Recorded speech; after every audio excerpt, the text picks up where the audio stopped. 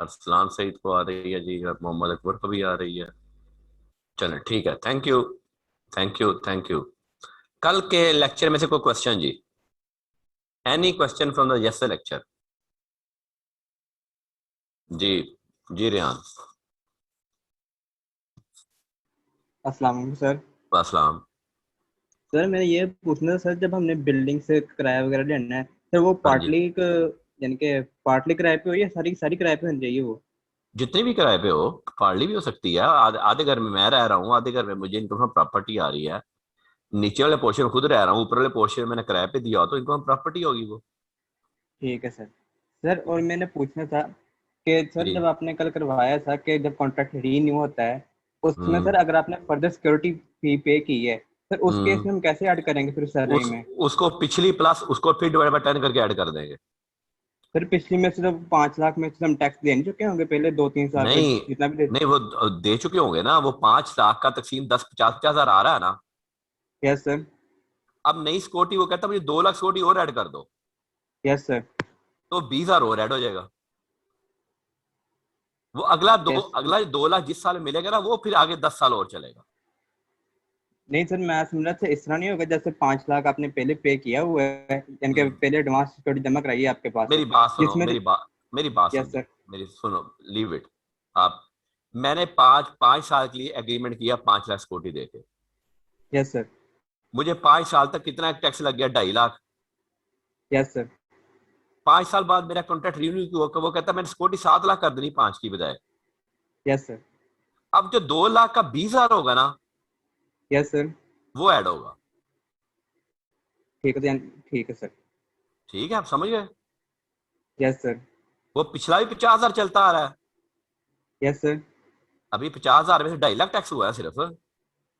Yes sir, इस तरह ही हुआ है। ऐसा ही हुआ है ना। तो नई यस सिक्योरिटी सर। का 20 हजार ऐड होगा। ठीक है सर। जी मोमना। जी मोमना। सर मैंने आपसे पूछना था, सिनेरियो नंबर 6 आपने कल करवाया था टिप्स और मिस्टर जो हाजी साहब थे, हाँ जी, हाँ तो जी, उसके अंदर हमने टेनेंट की इनकम को देखा था। तो सर वो हाँ भी जी। इनकम फ्रॉम प्रॉपर्टी होगी, वो तो ओनर नहीं, थी ना? वो बेटा इनकम फ्रॉम अदर सोर्सेज होगी। सर एक और था कि आपने 1/10 किया है उसका, आप तो वो किया तो 1/10 ही किया है, लेकिन वो इनकम प्रॉपर्टी नहीं होगी, वो इनकम फ्रॉम अदर सोर्सेज होगी। ठीक है क्योंकि सर मालक नहीं है वो। ना वो प्रॉपर्टी का। इनकम फ्रॉम प्रॉपर्टी तभी होनी है जब वो मालक होगा कोई। और सर वन एक और क्वेश्चन है। 1/10 तो मैंने किया, लेकिन वो इनकम प्रॉपर्टी नहीं होगी। वो तो ब्रीच ऑफ सर कंट्रैक्ट के अगेंस्ट है। ठीक है। सर हाँ जी, सर जी, 1/10 जो आपने किया वो 10 साल का एग्रीमेंट है, 10 साल। हाँ जी, तो हाँ सर जी। अगर वो 10 साल से ज्यादा का एग्रीमेंट हो तो फिर 1/10 ही करेंगे? फिर भी 1/10 करेंगे, फिर भी 1/10 करेंगे। 15 साल का एग्रीमेंट होगा, फिर भी 1/10 ही करेंगे। ठीक है सर। ठीक है। Any other yes sir. Question जी? No sir, thank you. किसी और का कोई सवाल तो बोले जी। ले जी, अब आगे चलते हैं जी हम।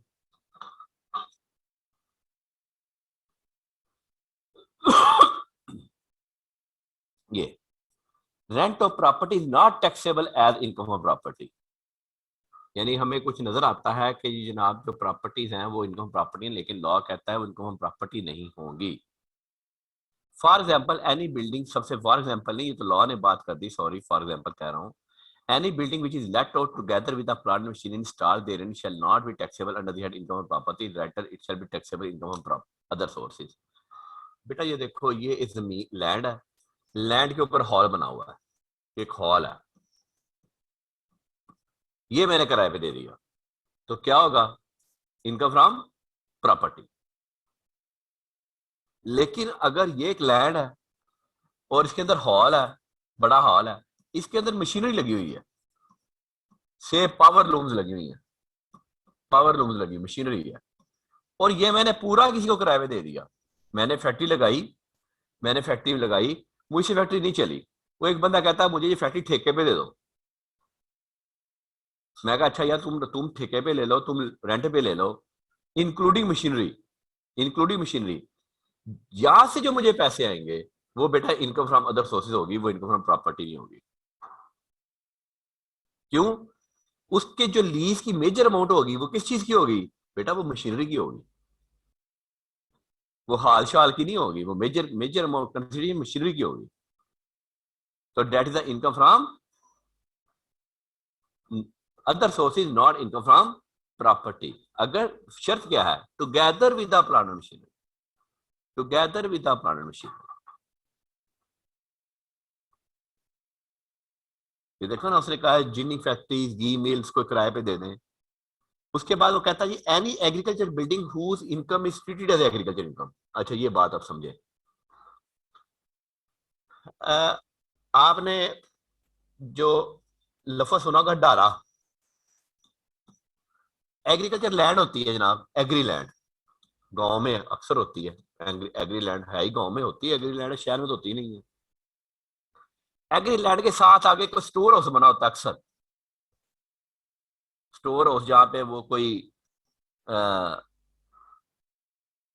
स्टोर हाउस, ये साथ साथ लिख लें क्योंकि यहाँ पे प्रॉपर लिखा नहीं हुआ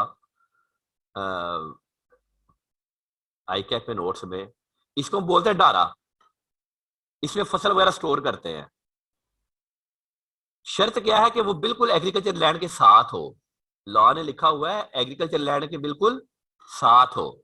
वहां लॉ लफ्ज क्या लिखा हुआ है? Immediate vicinity. डारा कहां पे हो? Immediate vicinity. बेटा इमीडिएट विसिनिटी का मतलब होता है कि जमीन के एग्री लैंड जहां फसल लगी हुई वो डारा बिल्कुल साथ हो। मैंने ये डारा किराए पे दे दिया, रेंट पे दे दिया, ये बेटा एग्री इनकम होगा, ये इनकम फ्रॉम प्रॉपर्टी नहीं होगा, ये एग्री इनकम में जाएगा, ये इनकम फ्रॉम प्रॉपर्टी में नहीं जाएगा। और यहां पे एक और बात लिख लें, agriculture income is exempt from tax. Agriculture income is exempt from tax. Agriculture income पे कोई इनकम टैक्स नहीं है जी, फेडरल कोई इनकम टैक्स नहीं है। तीसरी एग्जांपल मैंने कल डिस्कस की थी, any property which is sublet by the tenant, Qayyum भाई वाली। कि जी कयूम भाई कहे जी मैंने शाम को यहाँ ए लेवल के बच्चों को ट्यूशन पढ़ानी है, आप सर मुझसे 20,000 रुपए किराए पे ले लिया गए। वो बिल्डिंग ही आ रही नहीं मेरे पास किराए पे है, आगे मैंने सबलेट कर दी तो मैं तो मालिक हूं ही नहीं। तो ये क्या बन गई? ये भी इनकम अदर सोर्स में जाएगी,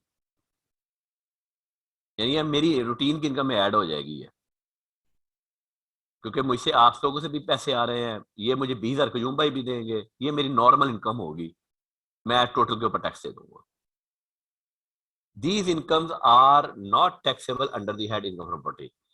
आई कैब ने 4 दफा ये सवाल पूछा हुआ कि which incomes are not to be taxable under income from property, कभी 6 नंबर का, कभी 3 नंबर का। ये 3 पॉइंट्स लिखने थे।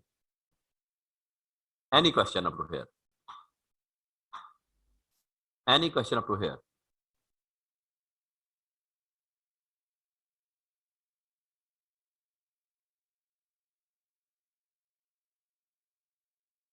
Any question up to here?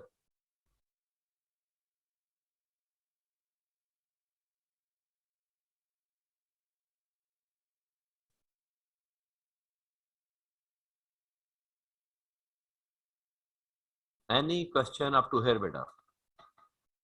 चलो जी आगे चलते हैं। नेक्स्ट। अच्छा ये एक्सरसाइज आपने खुद करनी है जी। अच्छा मैं थोड़ी सी अब एक और बात करा दूं, अनएडजस्टेबल एडवांस वाली बात समझा दूं, प्लेन पेज पे आइएगा जरा। एडजस्टेबल एडवांस देखो, अगर सपोज टैक्स ईयर 21 और टैक्स ईयर सपोज 22, मैं लैंडलॉर्ड हूं किसी चीज का, मिस्टर ए लैंडलॉर्ड है, मिस्टर बी टेनेंट है, रेंट तय पाया से 50,000 पर मंथ,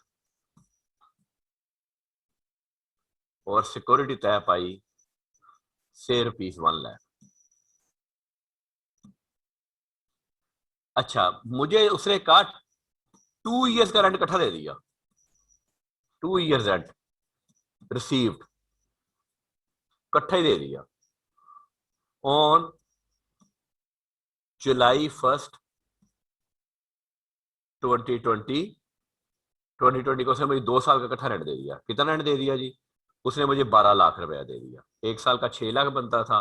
अज्यूम कर लें कि कोई इंक्रीमेंट नहीं था, अज्यूम कर लें कि कोई रेंट में इंक्रीज नहीं था, तो 12 लाख टैक्स दे दी। 12 लाख इकट्ठे मुझे जुलाई टैक्स 2021 में दे दिया। अब ये क्या है? ये बेटा एडजस्टेबल है। तो मैं क्या करूंगा? क्या मैं 12 लाख टैक्स करवा लूं? नहीं, मैं हायर हायर हायर रेंट होगा तो हायर टैक्स लगेगा। मैं 6 लाख यहां टैक्स करवाऊंगा और 6 लाख यहां जाकर टैक्स करवाऊंगा। ये एडजस्टेबल में ये होगा। एनी क्वेश्चन जी? कल एडजस्टेबल की बात हुई थी तो मैंने कहा था मैं कल करवाऊंगा। Any question?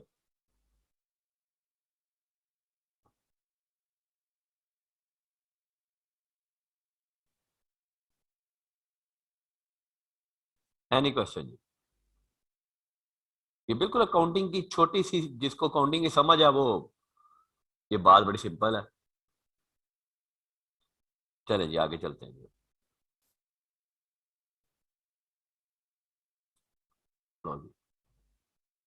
शमशुज़मा, सर वो सिक्योरिटी आपने 1 लाख ली थी, हाँ जी। तो फिर हाँ 1 दोनों लाख साल वो 10। दोनों साल 10,000 ऐड होगा। Okay sir. हाँ, दोनों सालों में 10,000 ऐड होगा। ठीक है, पीछे यस। आओ जी जरा। एक मिनट। जहाँ अभी अभी किया जहाँ पे, हाँ, ये बिल्कुल यहाँ 10,000 ऐड होगा। 1/10 भी ऐड होना ना, वो मैं सिर्फ रेंट ही समझा रहा था। तो 6,10,000 यहाँ टैक्सेबल होगा और 6,10,000 यहाँ टैक्सेबल होगा। चले जी आगे चलते हैं। एग्जाम्पल आपकी है जी, ये मैंने कल पढ़ा दिया जी, एडवांस अगेंस्ट रेंटेड बिल्डिंग। अच्छा, खाली जमीन का किराया होगा ना, यहाँ एक बड़ी अहम बात है कि खाली प्लॉट मैंने किराए पे दे दिया। खाली प्लॉट था, जैसे ये हमारे सामने साइकिल स्टैंड है, खाली प्लॉट मैंने किराए पे दे दिया। ये इनकम ऑफ प्रॉपर्टी है, ये भी इनकम ऑफ प्रॉपर्टी है। बिल्डिंग बनी हुई है, ये भी इनकम ऑफ प्रॉपर्टी है। यहां भी सिक्योरिटी रिसीव हुई है, यहां भी सिक्योरिटी रिसीव हुई है। इस सिक्योरिटी का 1/10 करेंगे, इनकम में ऐड करेंगे। अगर लैंड एंड बिल्डिंग होगा, इसकी जो सिक्योरिटी का 1/10 था ना बेटा, वो नहीं ऐड करेंगे। लॉ ने सिर्फ बिल्डिंग लिखा हुआ है, ये पूरी कहानी के अंदर लॉ ने सिर्फ बिल्डिंग लिखा हुआ है। Law land and building, land and building यानी लैंड के साथ बिल्डिंग हो। ये बड़ी एक अहम बात है कि 1/10 सिर्फ उसी वक्त ऐड करेंगे जब लैंड एंड बिल्डिंग होगी। मैंने खाली प्लॉट किराए पे दिया, सिक्योरिटी ली, कुछ भी ऐड नहीं होगा। मैंने लैंड एंड बिल्डिंग किराए पे दी, सिक्योरिटी ली, 1/10 ऐड होगा। मैंने लैंड बिल्डिंग मशीनरी दी किराए पे, वो तो वैसे इनकम बदौलत में चले जाता है। उसकी मैंने सिक्योरिटी ली, वो भी नहीं ऐड होगा। लिख लें यहां पे 1/10 ऑफ द, लिख लें 1/10 of the security deposit shall be added only in the case of land and building। And लिखवाया यानी कि इकट्ठा होगा तो, या खाली बिल्डिंग में भी लिख सकते हैं।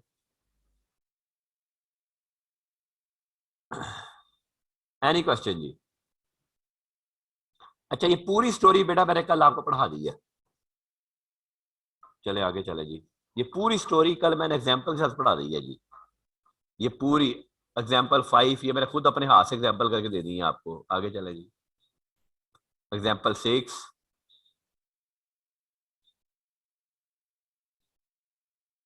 लो जी, हम आरसीडी पढ़ चुके हैं जी।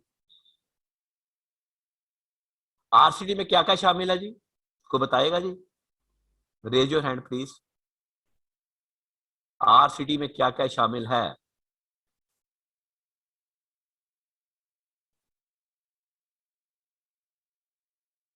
बेटा raise your hand. Rent chargeable tax में क्या क्या शामिल है जी अरसलान? सर रेंट की वैल्यू हायर पहले देखनी है, फेयर मार्केट वैल्यू होगी या एक्चुअल? फेयर मार्केट रेंट और rent received which is higher. आगे जी सर। और सर इसमें फॉरफिटेड डिपॉजिट जो होता फॉरफिट है, डिपॉजिट नंबर 2। और सर कोई भी ओब्लिगेशन जो पे की हो obligation of the landlord paid by the tenant number 3। और सर 1/10 ऑफ और advance 1/10 of the not unadjusted cost. Adjustable. ये हमारी इनकम क्लासिफाई हो गई। ये हमारी क्या होगी बेटा? इनकम क्लासिफाई हो गई। Yes sir. इतनी इनकम, ये हमारी इनकम है। अरसलान, अरसलान सही आपने इसने बताया था। चलो ठीक है जी।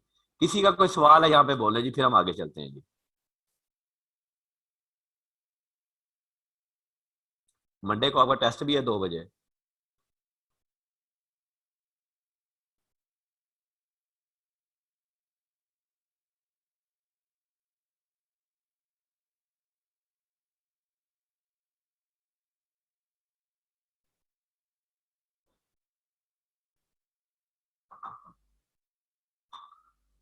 जी यहाँ तो कोई सवाल है किसी का, बोले जी। आगे चल जी। मोहम्मद अरसलान सही जी। अरसलान सर वो मैंने एग्रीकल्चर वाली एग्जांपल से पूछना था कि वो लैंड विद स्टोर रूम अगर रेंट पे दी होगी तब उसे। वो भी नहीं, खाली स्टोर किराए पे दी होगा एग्रीकल्चर, वो भी एग्रीकल्चर इनकम। लैंड दी होगी वो भी एग्रीकल्चर इनकम। अगर दोनों दिए होंगे तो वो भी तो वो एग्रीकल्चर। भी एग्रीकल्चर इनकम, वो एग्रीकल्चर इनकम में रहना, वो इनकम प्रॉपर्टी में आना ही नहीं है। ठीक है सर, थैंक यू सर। ठीक। चलें जी। ये जो माशाल्लाह जी, ये 3 बच्चे अभी ऐड हुए हैं, क्या बात है जी उनकी, कमाल है जी। अच्छा जी, अब लॉ कहता है ये जो आपने इनकम बना ली ना आरसीटी, इसमें से आप खर्चे लेस करें, डिडक्शंस, लेकिन वही लेस करेंगे जो हम बताएंगे, जो हम अलाउ करेंगे, अपने पास ही लेस करेंगे। कानून कहता है जो हम लिख देंगे आप सिर्फ वही लेस करें। अभी जो आरसीटी पे टैक्स, अब अभी मैं टैक्स की बात नहीं कर रहा, अभी मैंने इनकम क्लासिफाई की है। इनकम में से मेरे खर्चे लेस होने हैं। कौन से खर्चे लेस होने हैं भाईजान? जो कानून ने लिख के दे दिया। अच्छा जी, due the option is now. अच्छा, ये मैं पहली 2 लाइनें नहीं पढ़ा रहा, अभी हम सिर्फ पढ़ रहे हैं जी। इनकम और प्रॉपर्टी में से shall be allowed the following expenditure और अलाउंसेस। पहला, in respect of repair to building. आपको पता है जब किराए पे दिया जाता है तो किराएदार उसका सत्यानाश मार देते हैं, खैर से तबाही फेर देगा अक्सर किराएदार। कहता जी एन अलाउंस, यार खर्चा नहीं है, एन अलाउंस, इसका मतलब लेस करना ही करना है आपने। कितना लेस करना है? 1/5 of the RCT in respect of repair और building before any deduction allowed under this section. इसका मतलब क्या हुआ? प्लेन पेज पे आइएगा प्लीज।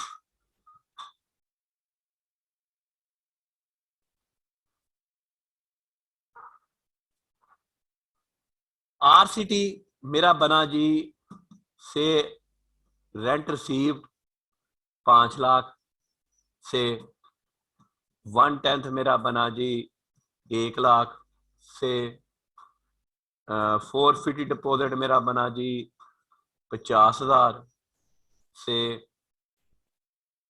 और आखिरी क्या था जी?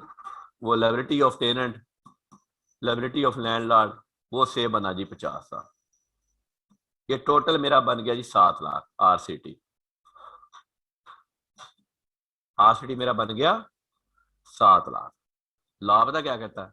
इसमें से लेस करेंगे कितना? इसका 20%। 20 पर हर बार 20% लेस करना है। ना 15 करना है, ना 25 करना है, ना 50 करना है, ना एक्चुअल एक्सपेंडिचर करने हैं। आपको सवाल में गेड़ा देने के लिए एक्चुअल रिपेयर भी देगा, लेकिन this is compulsory deduction. Less कितनी होनी है? 20%।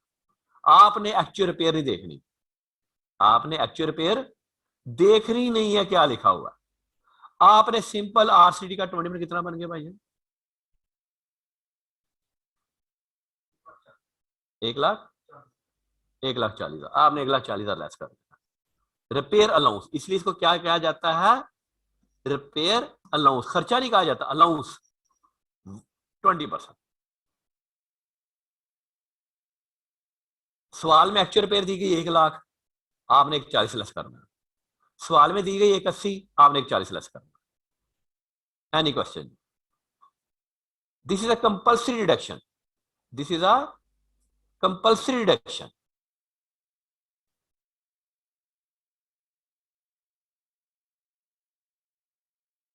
Any question?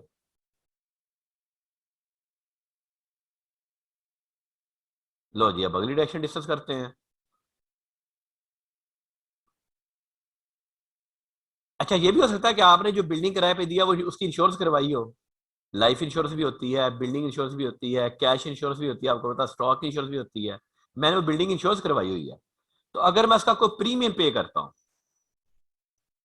कौन सी बिल्डिंग का डैमेज है, कोई प्रीमियम पे करता हूं, कहता है यार वो भी लेस कर सकते हैं। ठीक है जी। उसके बाद आप कहते हैं कि लोकल टैक्स आपने पे किया, इसमें प्रॉपर टैक्स आ जाएगा। फिर कोई लोकल टैक्स, मतलब के income tax is federal tax,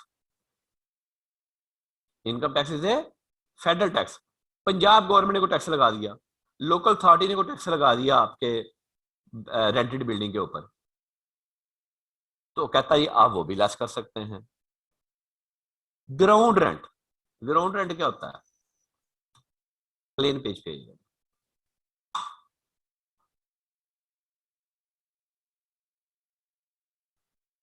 मेरा प्लॉट है जी, मिस्टर ए का, उसने किराए पे दे दिया मिस्टर बी को, खाली प्लॉट। मेरी क्या है? Income from property, income from property. Mister B ने इसके ऊपर बिल्डिंग बना ली, हॉस्टल बना लिया जी, बॉयज हॉस्टल बना लिया, गर्ल्स हॉस्टल बना लिया। उसने मेरे पास लॉन्ग लीज पे प्लॉट लिया और उसके ऊपर बिल्डिंग बना ली, और मिस्टर बी ने इसको आगे रेंटल पे दे दिया। किसको? से मिस्टर डी को। अब मिस्टर बी को इनकम आ रही है, रेंटल इनकम आ रही है, इनकम प्रॉपर्टी होगी, क्योंकि बिल्डिंग का मालिक वो है, क्योंकि बिल्डिंग का मालिक मिस्टर बी है, मिस्टर बी ने बिल्डिंग बनाई है। क्या मिस्टर बी का कोई एक्सपेंस भी है? एनीबॉडी? एनीबॉडी? क्या मिस्टर बी का कोई एक्सपेंस भी है?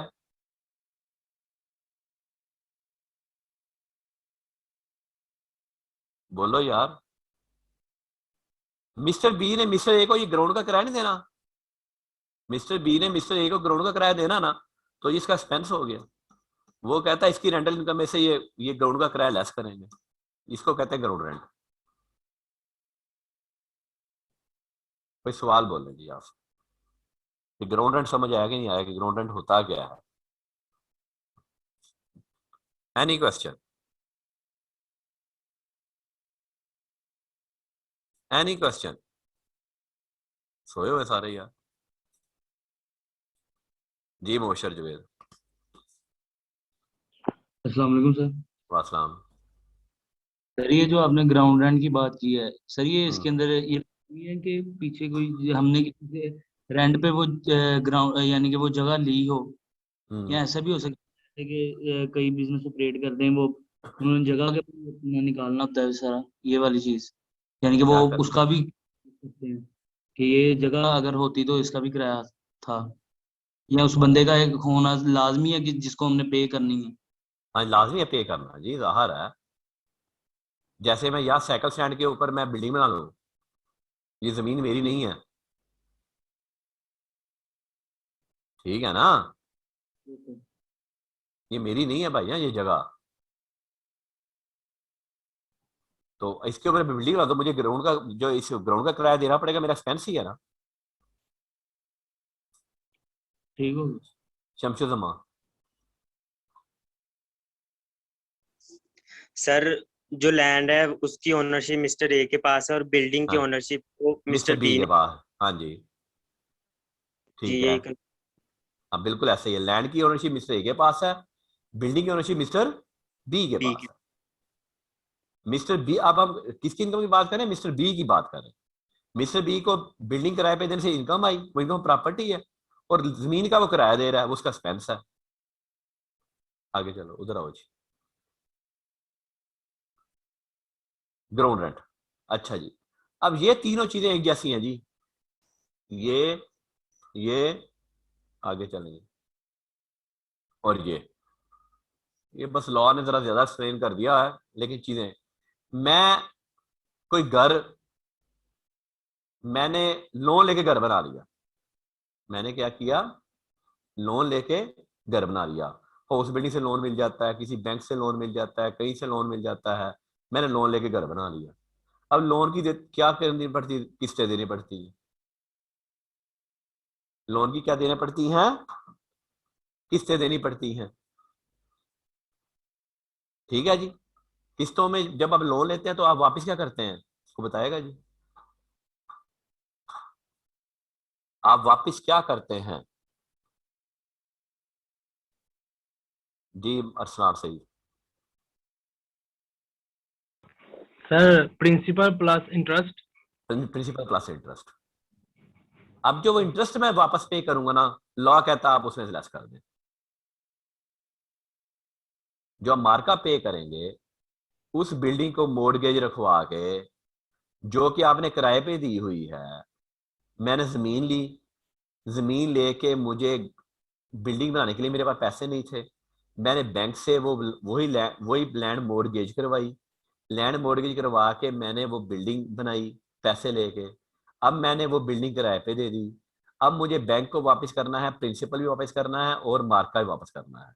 कानून कहता है जो आप मार्कअप पे करेंगे, वो मार्कअप चूंकि डायरेक्टली इस इनकम से रिलेट करता है, वो जो मार्कअप पे कर रहे हैं वो इसी इनकम से रिलेट करता है। तो जनाब वो मार्कअप आप अपने आरसीटी में से लेस कर सकते हैं।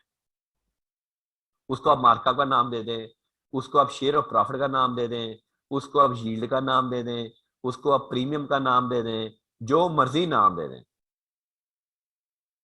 ठीक है जी। आपका जी जमीन की वैल्यू इंक्रीज हो रही है, उसका मैं उसको आपने जो मार्कअप की फिगर आप पे कर रहे हैं अपने बैंकर को, हाउस बिल्डिंग फाइनेंस कॉर्पोरेशन को, या जिससे भी आप लोन ले रहे हैं, वो आप जो है markup will be treated as an expense. ये तीनों एक जैसे हैं। Any question? एनी क्वेश्चन आपको है?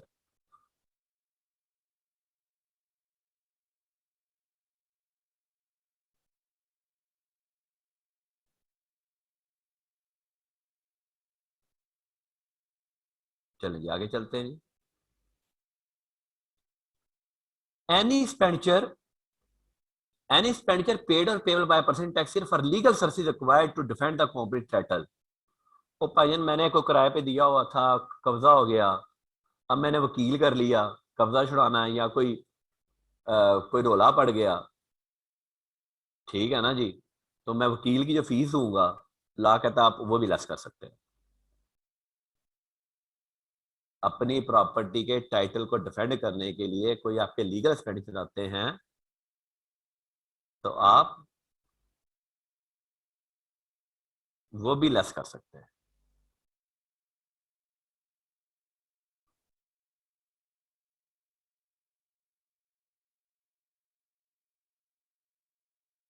इसका भी हम सवाल करेंगे सारे, फिर परेशान ना हो। अभी हमने इसके क्वेश्चन करने, ये हम 3 पढ़ रहे हैं। ये लॉ ऐसे नहीं पूछेगा वो के जी डायरेक्शन बता दे जी, 10 नंबर का सवाल आ जाए जी डायरेक्शन, ना ना, ये उसने प्रैक्टिकली पूछना है। लेकिन मसला ये कि ये समझेंगे तो प्रैक्टिकल करेंगे ना। अच्छा जी, अगला क्या है जी? नेक्स्ट, अच्छा मुझे ये बताएं, ये चीज पढ़ने से पहले बैड डेट्स कब क्रिएट होते हैं? अकाउंटिंग का सवाल। टैक्स में ये फायदा है कि हम अकाउंटिंग भी पढ़ते हैं। लो जी 3 बच्चे छोड़ के सो गए हैं जी। जी बैड डेट्स कब क्रिएट होते हैं? एनीबॉडी? किस किस की इंट्रो पास है?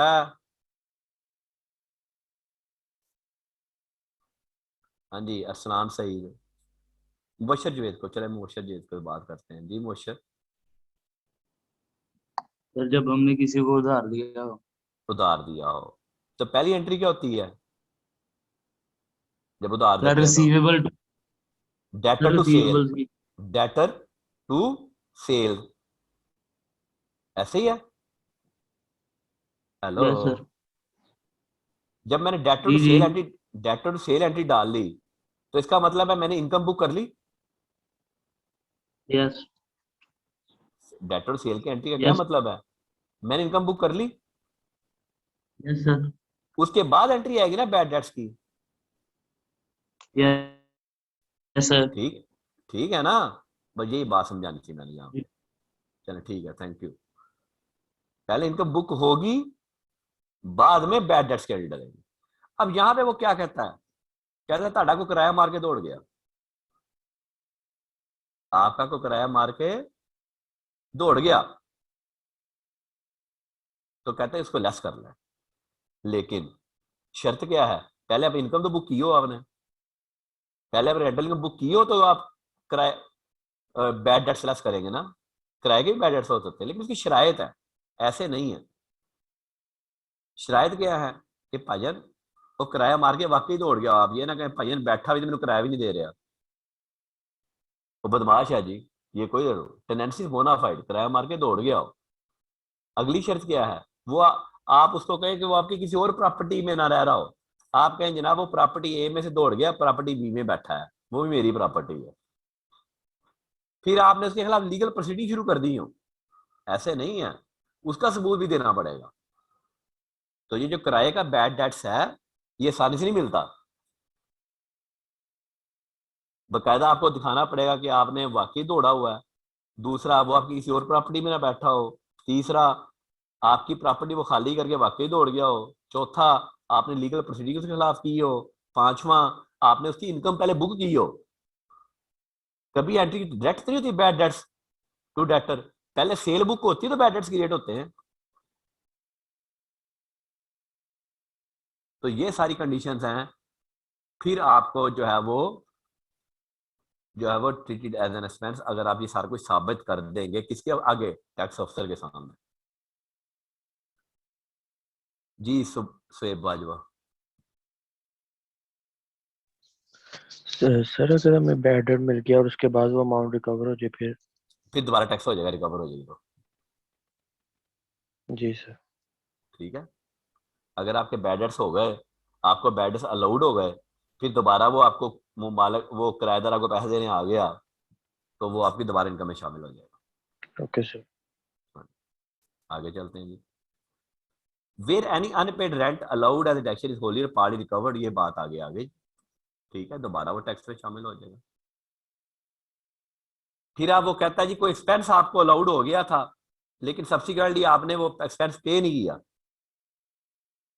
आपने सब्सिक्वेंटली वो एक्सपेंस, मैंने क्या क्रूल बेस पे एक्सपेंस क्लेम कर लिया कि ये मेरा प्रॉपर्टी टैक्स साल का था, मैं पे अगले साल किया है, और मैंने सब्सिक्वेंटली वो प्रॉपर्टी टैक्स पे ही नहीं किया, या मार्कअप एक्सपेंस क्लेम कर लिया, सब्सिक्वेंट में मैंने मार्कअप एक्सपेंस क्लेम नहीं किया।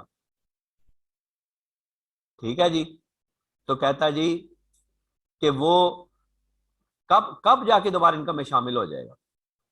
अब वो सवाल करता है कि क्या अगले साल शामिल हो जाएगा? नहीं, वो कहता है the unpaid amount of the liability shall be charge with tax under the income property in the first tax year following the end of 3 tax year, following the 3 साल के बाद जो चौथा साल आएगा। 3 साल के बाद जो चौथा साल आएगा, अगर आप तब भी कहते हैं जनाब मेरा वो 3 साल पुराना मैंने मार्का वगैरह पे नहीं किया, तो वहां जाके वो दोबारा आपका एक्सपेंस डिसअलाउ होके आपकी इनकम ट्रीट हो जाएगी।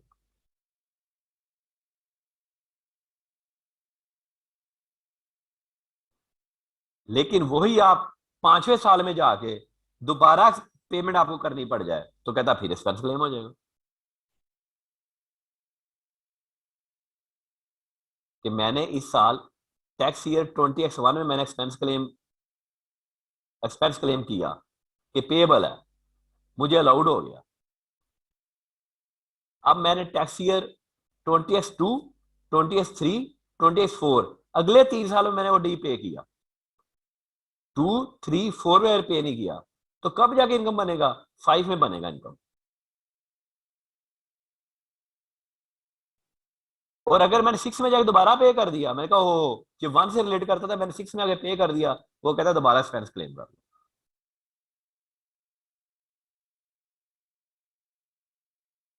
फिर वो आखिरी कहता है कि अगर आपके देखे मुख्तलिफ हेड्स ऑफ इनकम है, मैं कोई एक्सपेंस इनकम फ्रॉम बिजनेस में ले लूं और इनकम फ्रॉम प्रॉपर्टी में ले लूं, जस्टिफाइड होगा? एक एक्सपेंस में 2 जगह क्लेम कर लूं, ज़कात मैं उधर भी लेस कर लूं, इनकम सैलरी में से मैं इनकम बिजनेस इसमें से लेस कर दूं, जस्टिफाइड होगा? नहीं। रिपेयर अलाउंस यानी मैंने को प्रॉपर्टी टैक्स पे किया, मैंने को बिजनेस में भी लेस कर दिया, मैंने यहां भी लेस कर दिया, नहीं। कोई भी एक्सपेंस आपको जो अलाउड एक्सपेंडिचर है वो एक जगह पे मिलेगा। These are the deductions admissible, these are the deduction. आगे चलें। दीज आर द डिडक्शन, ये मैंने पढ़ा दिया बेटा। Amount received for vacating the possession of property मैंने कल पढ़ा दिया है, वो टिप्स वाली एग्जांपल। अच्छा, ये आपने अब डिडक्शन एडमिसिबल पढ़ के आनी है। आगे चले जी। आगे मैंने क्या पढ़ा दिया जी? अच्छा, आगे अब ये पढ़ना है, ये अब हम कल पढ़ेंगे जी। आगे चले जी। सेल्फ फाइलिंग ऑफ प्रॉपर्टी पढ़ना है।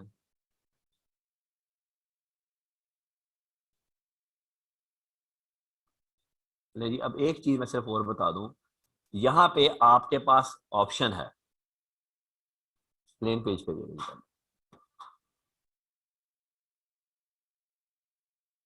सरकार ने आपको टैक्स लगाने की ऑप्शन दे दी। ऑप्शन क्या है जी? आरसीटी मैंने कैलकुलेट किया 1 मिलियन एक प्रॉपर्टी का, और ये मिस्टर ए है और ये भी मिस्टर ए ही रखें। 2 ऑप्शन है ना हमारे पास। 1 मिलियन हमने प्रॉपर्टी को टैक्स किया, आरसीटी ग्रॉस। मेरे पास 2 ऑप्शन है, मैं 1 मिलियन को टैक्स करवा लूं, मैं को जी मैंने कोई खर्चा लेस नहीं करना, कोई कुछ नहीं करना, 1 मिलियन के ऊपर मैं टैक्स लगा दूं।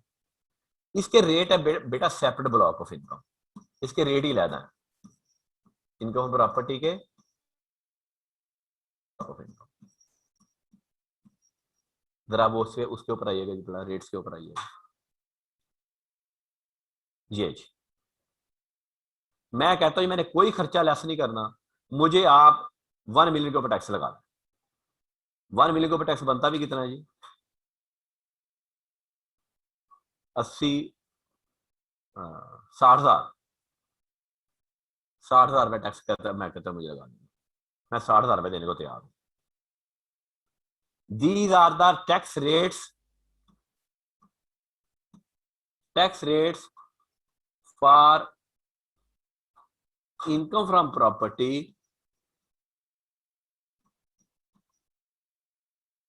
लेकिन किसके ऊपर? सिर्फ ग्रॉस आरसीटी के ऊपर।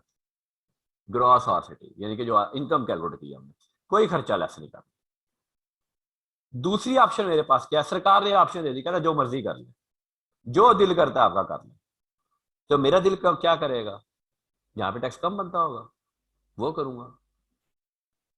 ये मैं सिर्फ समझा रहा हूँ, इसका न्यूमेरिकल मैं अभी कल करवाऊंगा, आज नहीं करवाऊंगा, क्योंकि कल छोटी छोटी चीजें रहती हैं, कल वो छोटी छोटी चीजें कंप्लीट करूंगा, फिर हम परसों इसका न्यूमेरिकल करेंगे, कल न्यूमेरिकल भी साथ कर लेंगे। दूसरा वो कहता अच्छा 1 मिलियन आ गया जी, अब इसमें से खर्चे लेस करें, एक्सपेंडिचर्स। सबसे पहले क्या है? 1/5 रिपेयर, कितनी? जी 2 लाख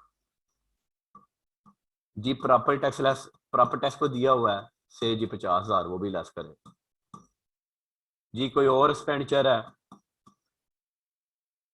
25,000 जी, वो भी लेस करें और से ग्राउंड रेंट। और मुझे टैक्स आप करें इसके ऊपर, कितना रह गया जी? 8 लाख और 7,25,000, 7,25,000। अब इसके ऊपर कौन से टैक्स रेट लगाएंगे? नॉन सैलरीड वाले।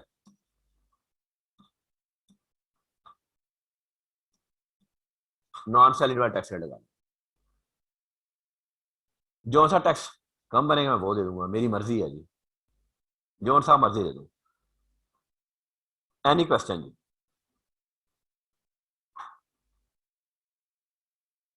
Any question? There is an option available from by the authorities, by the ordinance, by the ordinance कि जी आप जिस जोन से मर्जी से सेपरेट ब्लॉक करवा लें। सेपरेट ब्लॉक करवा लेंगे तो आप ग्रॉस आरसीटी पे टैक्स करवाएंगे। और अगर आपने सेपरेट ब्लॉक नहीं करवाना, आपने सेपरेट ब्लॉक नहीं करवाना तो आप फिर खर्चे लेस करें और फिर आप उसके नेट के ऊपर टैक्स करवा लें। अच्छा, ये भी हो सकता है आप कहेंगे इसके ऊपर टैक्स ज्यादा, ये भी हो सकता है यहाँ पे मेरे पास सैलरी इनकम मेरी हो 10 मिलियन 4 मिलियन। अब ये देखे ना, दोनों ऐड करूंगा तो माइट भी 7,25,000 टैक्स बहुत बन जाए। फिर मैं क्या करूंगा? फिर मैं कहूंगा भाई सेपरेट ब्लॉक पे टैक्स लगवा दे मुझे। लो जी, इसके ऊपर डिस्कशन जो है वो कल मजीद करेंगे जी। ऑप्शंस के ऊपर कोई सवाल तो बोले जी, क्या समझ नहीं आया? मुझे लगता है किसी को कुछ भी समझ नहीं आया। वो हाथ खड़ा करके बता दो समझ आ गया है। रेहान शेख जी, रेहान। अस्सलाम वालेकुम सर। वासलाम। सर अगर हमने कोई लोन लेके घर बनाया है, उसके बाद में हमने दे दिया रेंट पे, सर उस पे हमें प्रॉफिट ऑन डेट भी हम ले सकते हैं, और ये जो हमने अभी थोड़ी देर पढ़ा था कि हम मार्कअप भी लेस कर सकते हैं, दोनों में फायदे मिलेंगे फिर? नहीं, एक ही मिलेगा, मार्कअप एक जगह लेस करेंगे आप। तो या तो हम डिडक्टेबल अलाउंस में कर लेंगे या यहाँ पे करेंगे? हाँ हाँ जी, एक ही डिडक्ट। करेंगे ना, दो बार नहीं करेंगे। ठीक है सर। ठीक है, हाँ जी। Thank you sir. Thank you. Any other question जी? अच्छा, ये बातें आज हमने थ्योरेटिकली पढ़ ली, अब हम प्रैक्टिकल करेंगे तो हमें ज्यादा आसानी से बातें समझ आ जाएंगी। तो जी आज के लिए खुदा हाफिज जी, स्टे ब्लेस्ड जी। इंशाल्लाह कल मुलाकात होगी जी। कल क्लास होगी आपकी हाँ ग्रुप में 900 हो जाएगी 12, मोस्ट प्रॉब्ली 3:30 बजे जी। मोस्ट प्रॉब्ली कल 3:30 बजे क्लास होगी। कल 9 बजे क्लास आपकी नहीं होगी, 3:30 बजे इंशाल्लाह क्लास होगी जुम्मे के बाद। ताड़ी मेहरबानी उठ जाना। असदुर रहमान जी, असदुर रहमान। सर अगर लैंड को मेंटेनेंस पे कोई खर्चा वगैरह आता है तो वो डिडक्ट होगा? लैंड नहीं की मेंटेनेंस नहीं भी नहीं, आती लैंड है। नहीं, वो नहीं, लैंड की मेंटेनेंस पे कोई खर्चा ऐसे नहीं होगा। लैंड की मेंटेनेंस होनी यार, खाली जमीन दे की मेंटेनेंस होनी, मैं दस ना हल वाना उत्थे सर वो हो सकता है वो उसको प्लॉट की को यार। मेंटेन। मैंने की एवं यार गार्डन है एवं ही बस। गार्ड जिन्हों मैं किराया दी वो करे, वो भी मेंटेन मैं करा 10 यार। हाँ तू भी कमाल। ठीक है, okay, thank you, Allah Hafiz. Allah Hafiz.